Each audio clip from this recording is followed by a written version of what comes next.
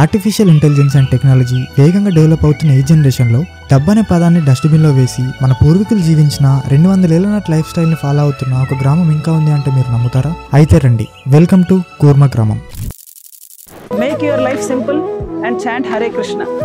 ఇక్కడ వాళ్ళ ఆహారానికి వాళ్ళే రైతులు, వాళ్ళ బట్టలకి వాళ్ళే నేత కార్మికులు, వాళ్ళ ఇళ్ల నిర్మాణానికి వాళ్ళే మేస్త్రీలు, కూలీలు. ఇక్కడ జీవనం చాలా సింపుల్ గా, నేచురల్ గా అండ్ నేచర్ కి దగ్గరగా ఉంటుంది. ఇక్కడ ఎలాంటి ఎలక్ట్రిసిటీ, మొబైల్ ఫోన్, టీవీ లాంటివి ఏవి లేవు. Next generation 5G, 7G, 8G అని వెళ్తున్నాం.